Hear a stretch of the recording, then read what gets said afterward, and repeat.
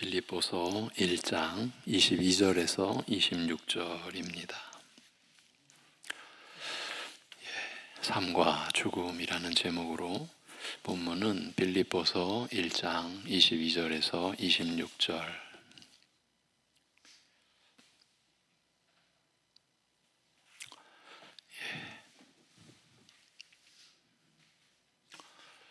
교독하겠습니다. 제가 먼저 읽고 마지막 절은 함께 읽겠습니다. 그러나 만일 육신으로 사는 이것이 내 일의 열매일진데 무엇을 택해야 하는지 나는 알지 못하노라.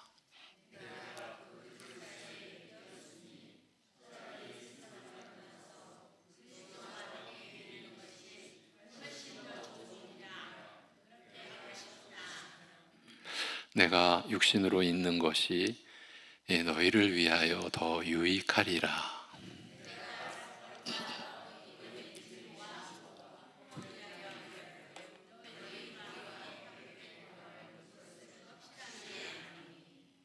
다 같이 내가 다시 너희와 같이 있으므로 그리스도 예수 안에서 너희 자랑이 나로 말미암아 풍성하게 하려 함이라.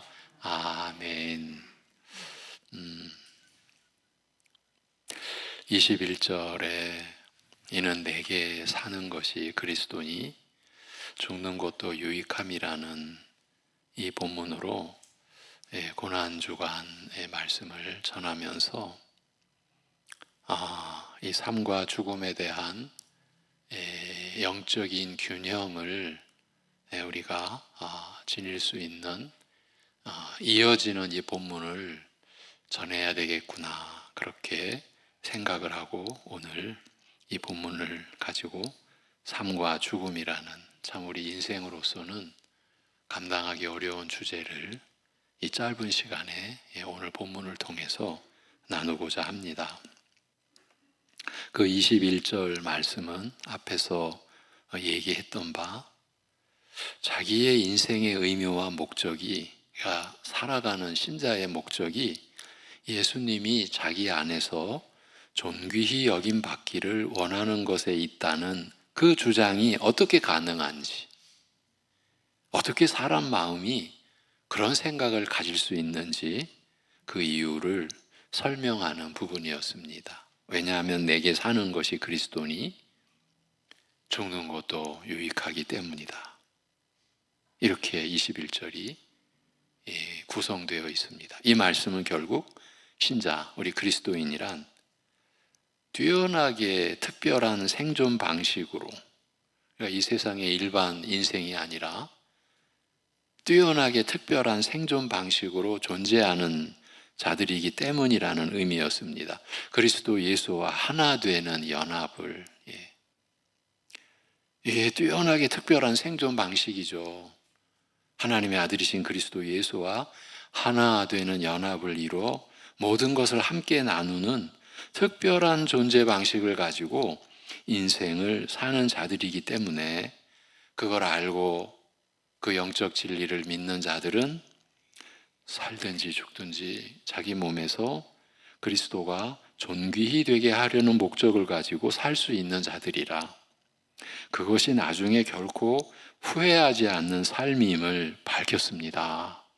신자로서의 인생이 하나님 앞에 나아갔을 때 후회 없는 인생을 살았다, 그렇게 고백할 수 있는 그 삶의 중심에는, 마음 중심에는 살든지 죽든지 자기 몸에서 그리스도가 존귀히 되게 하려는 그 목적과 그 목표를 가지고 산 신자들이 그렇게 후회 없는 삶을 살았다고 고백할 수 있으리라는 그런 내용이었습니다. 그런 다음 오늘 말씀은 이제 그와 같은 주장에 따라 생길 수 있는 불필요한 오해를 불식시키고 인생에 대한 참된 이해를 돕기 위한 말씀을 이어서 전해주고 있는 것이에요. 사도 바울의 참으로 성령님의 그 감동하심 안에서 치밀한 배려를 지금 하고 있는 거죠. 우선 생길 수 있는 오해는 이런 것입니다. 이는 내게 사는 것이 그리스도니 죽는 것도 유익함이니라고 한 말을 듣고 어떤 사람들은 사는 것보다 죽는 것이 좋다고 하였으니 그럼 왜 사나? 이런 오해를 할 수 있다는 거예요. 차라리 죽는 것이 더 좋은 선택이라고 생각하고 삶을 무의미하게 볼 수 있다라는 것입니다. 대체로 우리 어리석은 사람들은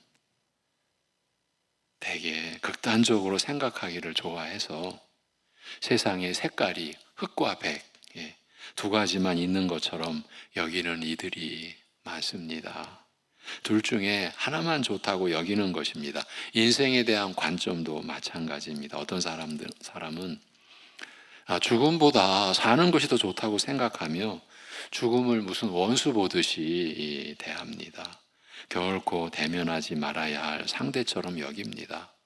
어차피 만나게 되는데도 말입니다. 그것을 어떻게든 거부하고 싶은 거죠.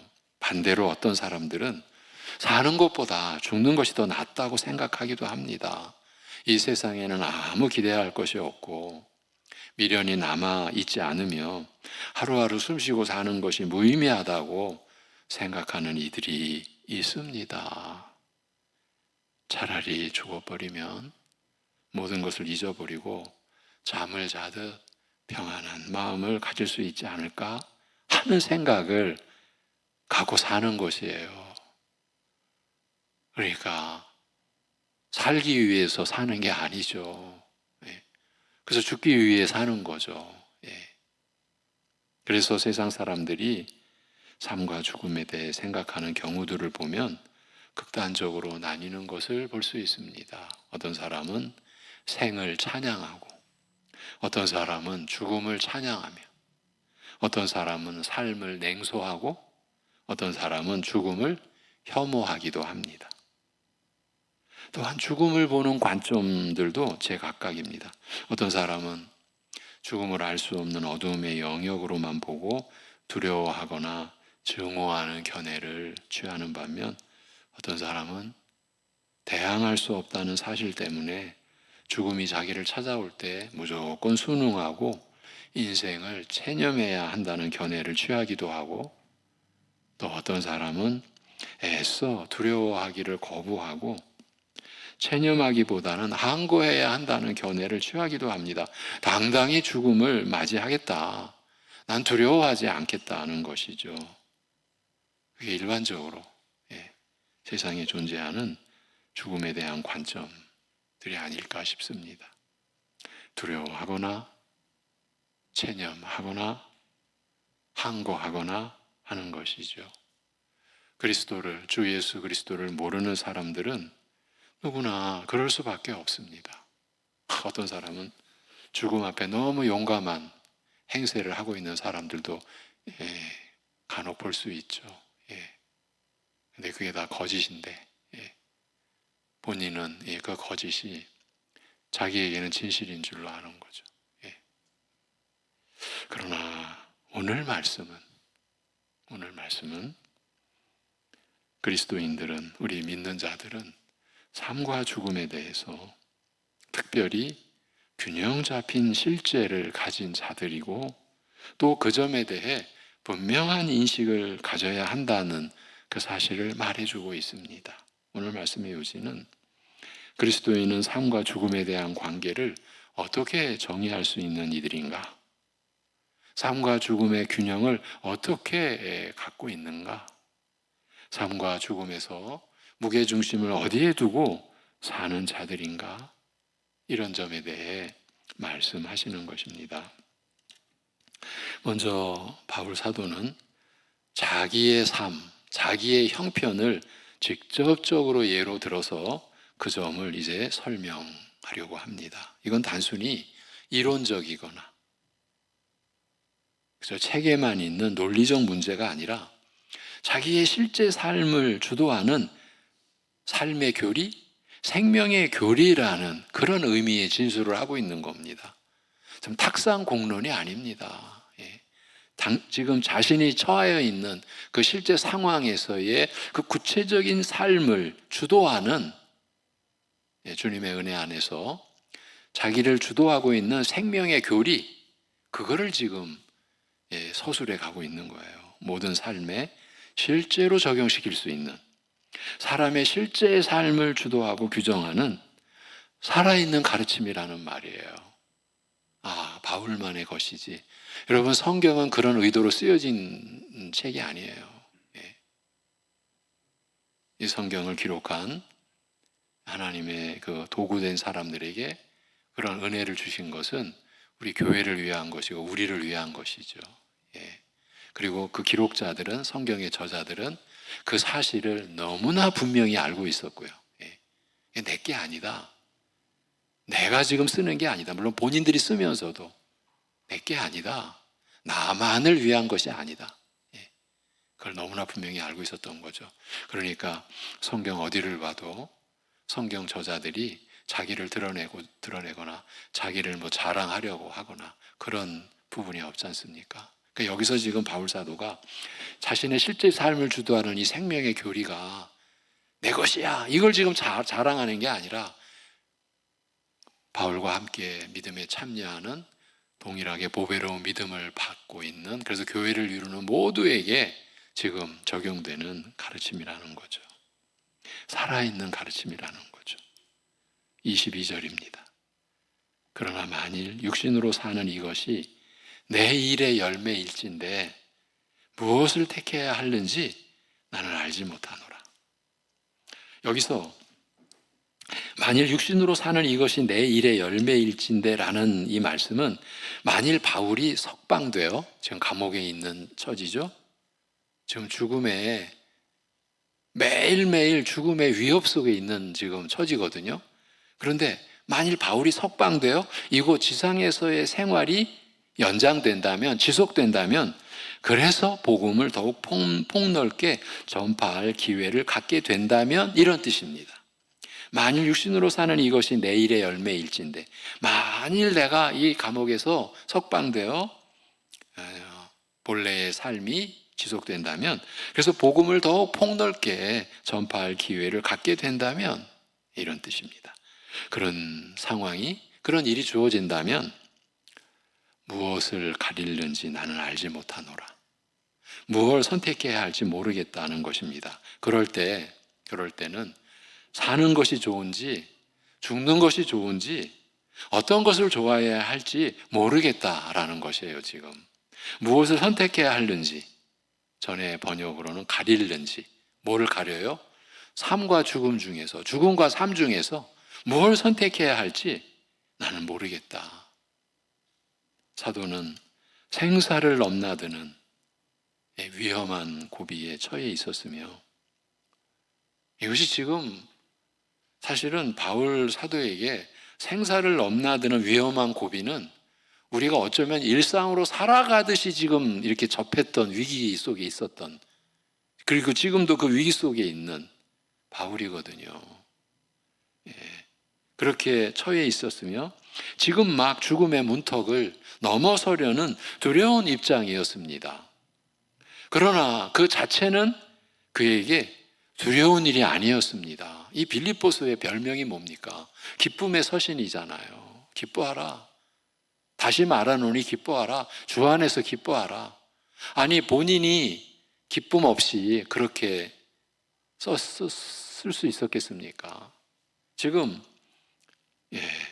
죽음의 문턱을 넘어설 수 있는 그런 상황에서, 그런데 그 자체는 그에게 두려운 일이 아니었어요. 이게 지금 그리스도를 믿는 신자의 얘기예요. 사도는 그가 직분이 사도니까 사도라고 하지만 바울도 근본은 신자잖아요. 이 신자는 그리스도를 사랑했으며 오래전 다메섹으로 가던 도중 얼핏 목도한 예수 그리스도의 영광을 평생 잊지 못했을 것입니다. 그 영광을 직접 얼굴과 얼굴로 대면하여 볼 것을 기대하면서 그는 결코 죽는 것 자체가 두렵지 않았을 것입니다. 석방되지 못하고 감옥에서 그대로 처형당해 죽음을 당해도 아무 상관이 없을 것이었습니다. 죽든지 살든지 둘 중에 어떤 일을 당해도 그에게는 전혀 상관이 없었습니다. 오히려 만일 석방이 되어서 복음의 확장을 이루는 일에 쓰임 받을 수 있다면 그 일의 복됨 때문에 주님이 주신 일을 더 할 수 있다라는 점 때문에 살아도 좋고, 죽으면 그리스도를 뵐 수 있다, 그리스도 예수를 뵐 수 있다라는 점 때문에 죽어도 좋다고 생각했습니다. 둘 중에 어떤 것도 자기에게는 모자랄 것이 없고 안 되는 일이 없다는 것이에요. 둘 중에 뭘 선택해야 될지 모르겠다는 얘기는, 둘 중에 어떤 것도 자기에게는 모자란 것이 없고 안 되는 일이 없다는 것입니다. 바울은, 모든 신자들, 모든 그리스도인은 이런 개념을 가질 수 있는 자들이라는 의미에서 자기를 예로 들어 설명하는 것뿐입니다. 예. 교회는 삶과 죽음에 대하여 이런 개념을 이 세상에서 유일하게 지닐 수 있는 곳이다. 네, 물론 여러분도 느끼셨겠지만 분명히 무게중심은 약간 죽음으로 기울어져 있습니다. 우리 어린 여름이가 지금 앞에 있는데, 여름이 앞에서 제가 삶과 죽음 얘기한다라는 게 좀 느껴지네요. 제가 긴장이 되네. 이 또한 주님께 맡기고, 분명히 무게중심은 약간 죽음으로 기울어져 있습니다. 내가 그 둘 사이에 끼었으니, 이어지는 23절에 내가 그 둘 사이에, 그 둘이 뭡니까? 삶과 죽음, 죽음과 삶, 그 둘 사이에 끼었으니 차라리 세상을 떠나서 그리스도와 함께 있는 것이 훨씬 더 좋은 일이라 그렇게 하고 싶으나, 이 23절의 진술이에요. 삶과 죽음 중 죽음이 자기에게 더 좋다라는 것입니다. 생명의 무게중심이 죽음으로 약간 치우쳐 있는 것입니다. 그렇지 않겠습니까? 썩을 장막을 떠나 주님 앞에 가게 되면 거기서는 영원히 거주할 것입니다. 고난이 섞이지 않은 기쁨도 영원히 누릴 것입니다. 주님과 함께 영원한 집에서 기쁨의 잔치를 벌일 것이며, 죄에서 완전히 구원된, 완전히 구속된 적극적이고 완전히 거룩한 세상을 누릴 것입니다. 지금 이 실체를, 이 소망을 바울은 너무나 확연히 알고 있는 거죠. 그곳은 부패도 없고 싸움도 없고 모든 사람과 영광과 기쁨이, 영광과 사랑과 영광과 기쁨이 불완전한 여기서 맛보지 못한 것들을 맛볼 것이며 누릴 것입니다. 이걸 알고 있는 바울입니다. 부활의 영광이 어떤 것인지를 직접 눈으로 보고 이제 실제를 누릴 것입니다. 그러나 지금 이렇게 죽음으로 기울어져 있는 이 상황, 그러나 이것은 사는 것이 아무 의미가 없어서 죽음을 선호하는 일반적인 경우와 전혀 다르다는 겁니다. 오늘 이 점을 여러분과 함께 확인하고자 한 거예요. 많은 사람들이 죽음을 사는 것보다 선호하는 경우에 그들이 죽음을 사는 것보다 더 좋게 여기는 것은 살아있는 것에서, 사는 것에서 어떤 의미를 찾을 수 없었기 때문입니다. 사는 동안 생기는 괴로움이나 생의 의욕을 꺾게 만드는 고통을 감당하기 힘들어서 일종의 도피처로 죽음을 선호하는 것입니다. 죽으면 다 잊혀지겠거니, 죽으면 이 모든 것을 겪지 않겠거니 하는 그런 생각에서 죽음을 사는 것보다 선호하여, 그래서 참 가슴 아프게도 많은 사람들이 자살을 선택하기도 하는 것입니다. 사는 것이 의미가 없어서 대안으로 죽음을 택하는 것입니다. 그러나 지금 바울의 경우는 전혀 다릅니다. 사는 게 힘들어서가 아니라, 사는 것도 좋은데 복음의 진보를 이루는 일에 쓰임받을 수 있다는 것에 의해 아무리 고난받는 인생이라도 참 살만한 인생인데, 여러분, 바울이 아무리 고난받는 인생이라도 하는 그 차원이 사실은 우리가 감당 못할 고난의 차원이잖아요. 예. 그가 진술한 그 고난의 그 여정을 한번 우리가 특히 고린도 후서 이런 데서 기록되어 있는 내용을 보면 그는 도시를 가나 산길을 가나 강으로 가나 바다를 가나 어디 가나 그는 평안한 안전한 처소가 없었어요. 예. 예. 어딜 가나 생명의 위협을 그저 친구처럼 달고 예. 그가 사역한 것은 그렇게 살면서 사역한 것이에요. 예. 참 그 고난을 피할 수 있는 걸 알았거든요. 알고 있잖아요. 그냥 할례만이라도 타협해버리면 그래 내가 이방인들에게 복음 전할 때 야 그저 나를 그냥 그렇게 못 살게 구니까 그냥 나를 봐서라도 그냥 할례 좀 받아주시오. 이래버리면 그가 받는 고난에 어쩌면 거의 4분의 3 어쩌면 거의 삭제될 수 있는 고난이라는 것을 바울은 알고 있었잖아요. 그러나 진리의 이 구원, 이 믿음의 온전함을 위해서 그리고 은혜를 헛되이 하지 않기 위해서 그는 타협을 할 수가 없었어요. 자기의 고난을 삭제시킬 수 있는 그런 길이 있음에도 여러분 이런 고난이에요. 바울은 지금. 근데 그런 고난이 항상 죽음과 삶의 경계선을 오락가락하는 그런 죽었다고 내던짐을 당한 적도 있었잖아요. 그것도 한 번도 아니고요. 이렇게 아무리 고난받는 인생이라도 하나님께 쓰임받을 수 있는 그런 참 살만한 인생인데 바울은 이렇게 여기는 거예요. 삶이 참 그렇게 복되지만 죽어서 예수 그리스도와 함께 있는 것은 더 좋다는 그러한 생각과 확신도 바울은 갖고 있는 거예요. 그래서 감옥의 위협이 죽이겠다라고 하는 그 위협이 바울에게는 우리말로 속된 말로 안 통하는 거예요. 안 통해. 사는 게 힘들거나 무의미해서가 아니라 죽음 뒤에 있을 영광의 예수 그리스도와 함께 있는 것이 더 좋다라는 것이에요. 삶도 의미 있고 죽음도 의미 있되 죽음에도 무게중심이 가 있는 것입니다. 인생을 허무하게 여기고 사는 게 아무 의미 없어서 죽음을 택하는 자들의 안타까운 그런 관념과는 전혀 다른 것이에요. 바울은 그리스도인 모두는 사실 인간은 모두 살아야 할 이유가 있고 그것이 복되고 의미 있다는 것을 설명하고 있습니다. 그래서 죽는 것이 안 좋다는 얘기도 아닙니다. 죽음은 더 좋은 것이라고 할 뿐입니다. 생과 사람 모두를 의미 있고 유익하게 보는 것입니다. 그러면 이제 바울이 죽지 않고 산다면 어떤 점에서 유익한가? 그가 살아야 하는 중요한 이유는 무엇인가? 이게 이제 오늘 본문 하반부 24절부터 26절이 그 점을 설명해 가고 있는 것이에요. 먼저 24절에 내가 육신으로 있는 것이 너희를 위하여 더 유익하리라. 내가 살 것과 너희 믿음의 진보와 기쁨을 위하여 너희 무리와 함께 거할 이것을 확실히 아노니. 25절까지. 자기가 산다면 다른 교인들이 유익을 얻을 것이기 때문이라고 합니다.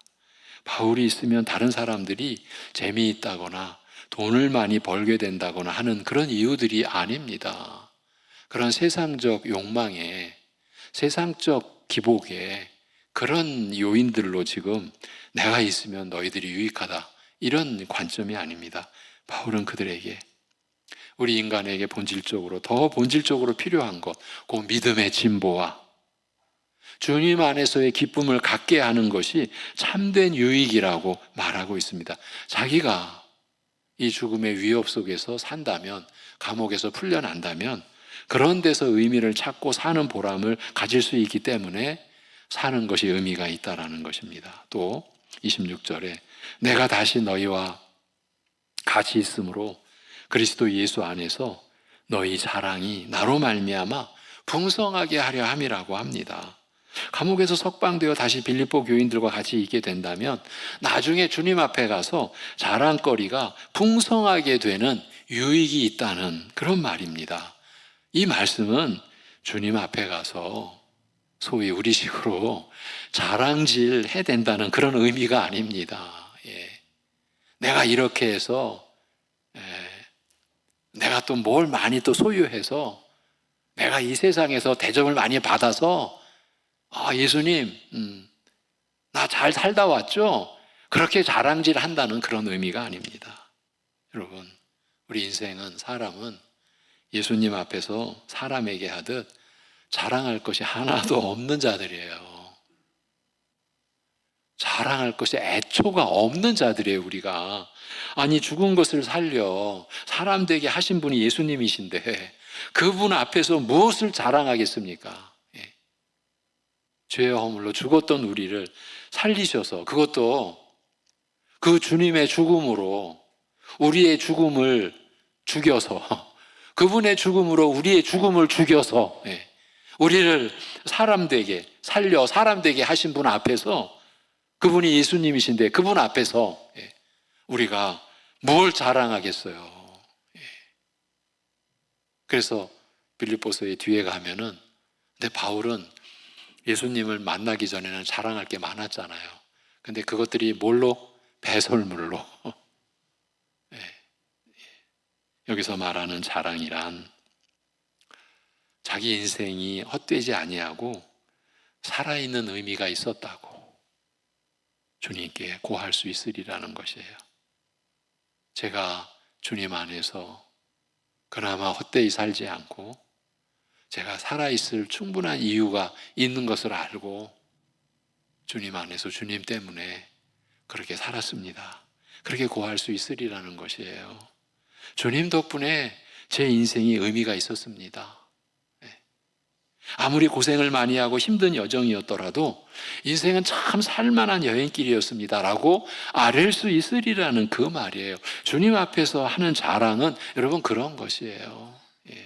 예수님 안에서만 이루어진 인생이었음을 기뻐하며 고하는 것입니다. 결국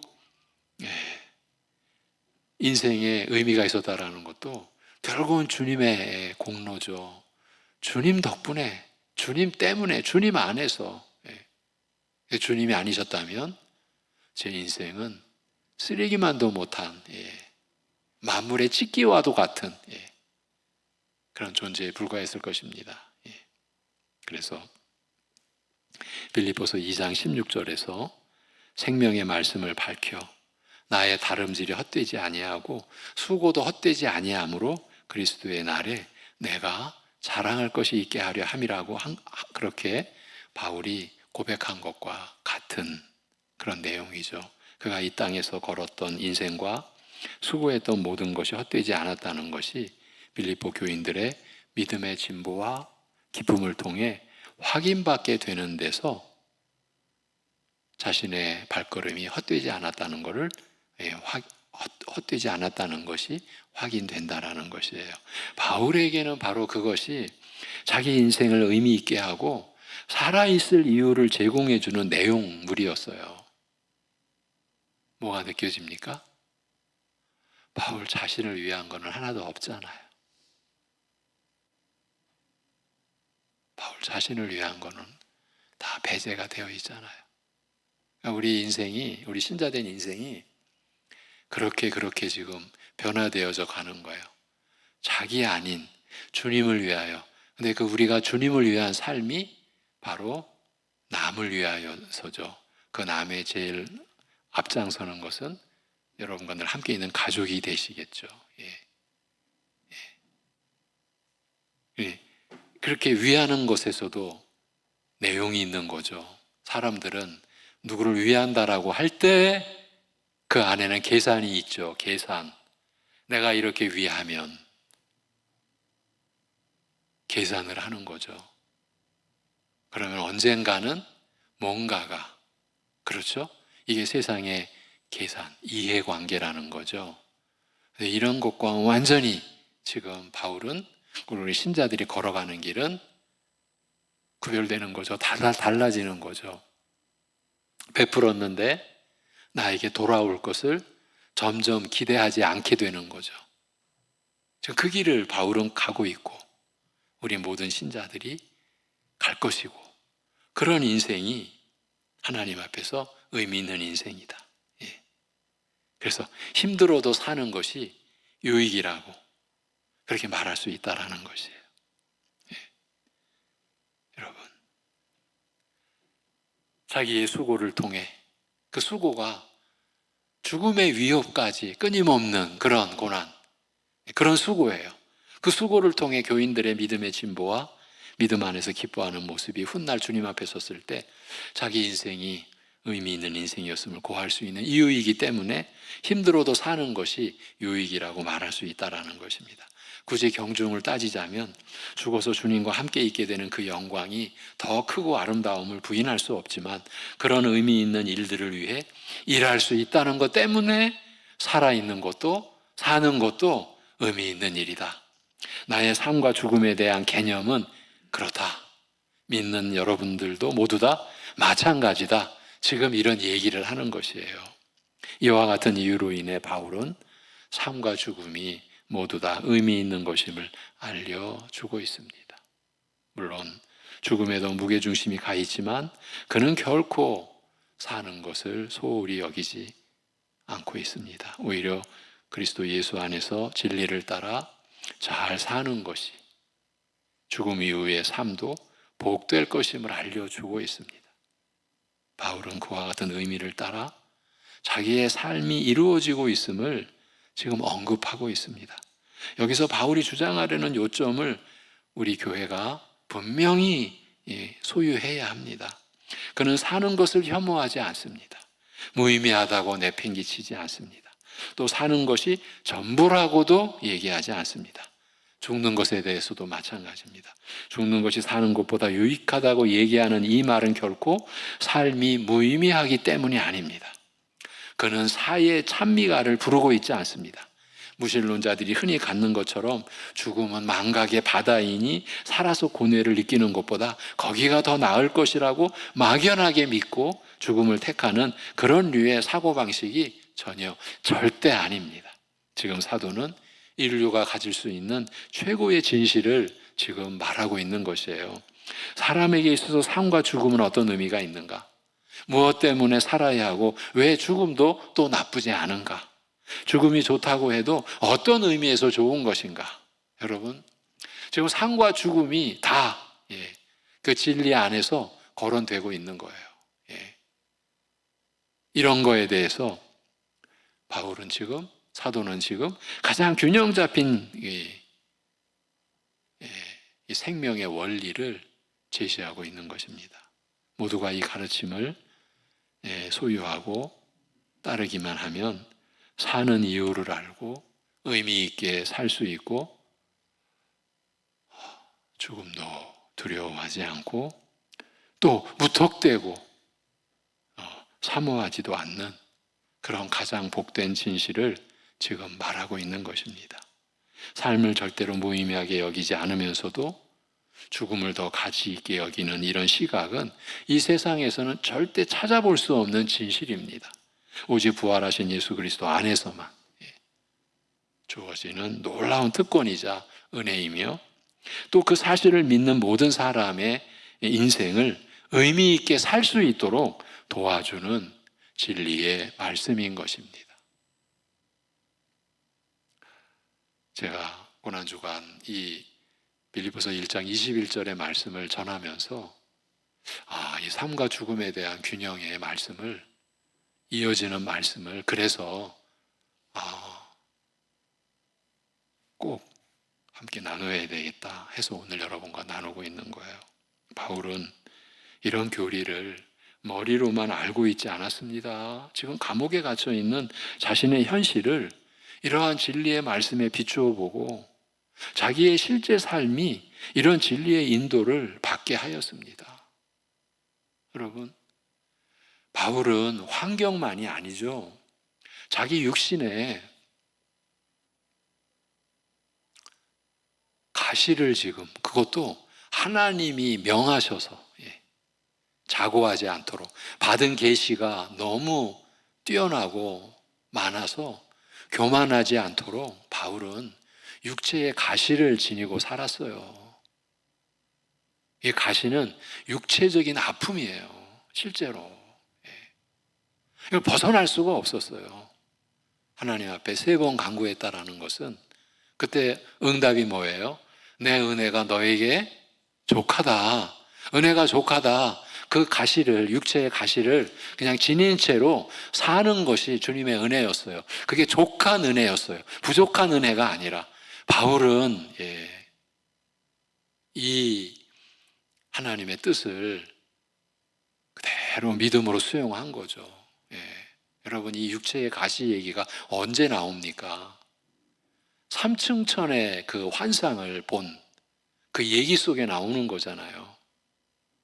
여러분, 사람들이 셋째 하늘을 봤다면요. 그런데 지금 바울은 그걸 본 지 몇 년 만에 이 얘기를 합니까? 14년 만에. 그것도 왜 얘기를 합니까?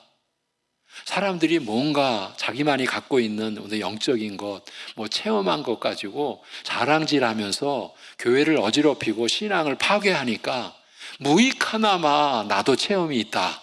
난 셋째 하늘, 삼층천을 내가 경험했다. 인간의 말로 다 표현할 수 없는 영광된 그 환상을 본 거잖아요. 근데 그것을 지금 말하면서도 무익하다. 이 말하는 게 무익하다. 왜 무익해요? 사람이 주님을 안 보고 자기를 바라볼까봐, 이게 사람들의 영적인 연약함이라는 것을 사도로서 너무나 잘 아니까. 누가 뭘 체험했다 그러면 그 체험 속에서 자기가 얻어먹을 거 있는 줄 알고 사람들이 사람들을 쫓아다니는 것을 그때도 바울이 얼마나 많이 봤겠습니까? 오늘날도 마찬가지고. 그래서 그 14년 전의 체험을 얘기하면서도 무익하다. 그러면서 오히려 나는 내가 뭐를 자랑해요? 자기의 약한 것을 자랑하잖아요. 그 약한 게 뭐예요? 육체의 가시라고요. 그리고 자기가 고통받는 이 고난의 늘 고난 속에서 복음을 섬기는 자신의 약함을 자랑하면서 내가 약할 때 주께서 강하심이라. 그래서 내가 자랑할 것은 나의 약함이라. 이것이 바울의 삶의 실체요 정황이었어요. 그는 그렇게 살면서 성도들의 믿음의 진보와 주님 안에서의 기쁨을 보는 것이 자기의 삶이 이유가 있고 의미가 있다는 것을 확인하는 현장이었고 지금 이 서신서에도 그 내용을 기록하고 있는 거죠.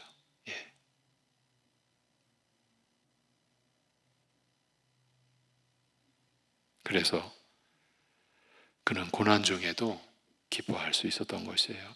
그리고 그가 이런 서신을 빌립보 교회와 오고 오는 성도들에게 들려주게 된 것은 모든 신자들이 이런 시각을 가져야 한다는 그 뜻을 전한 거죠.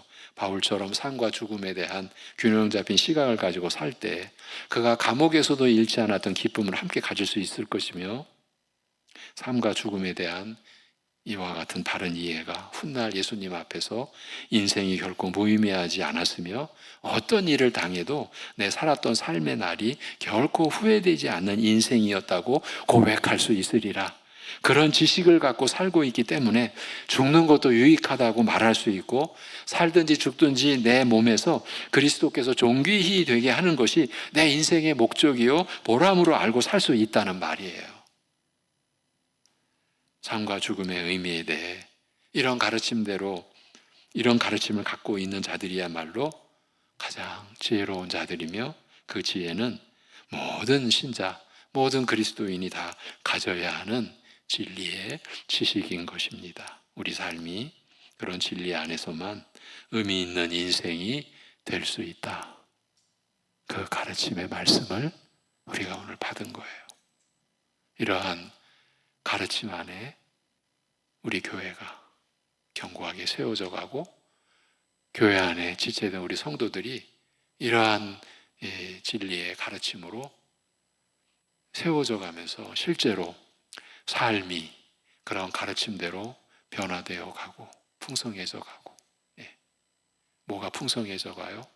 그리스도 안에서 살아가는 의미가 풍성해져 가는 거죠. 예.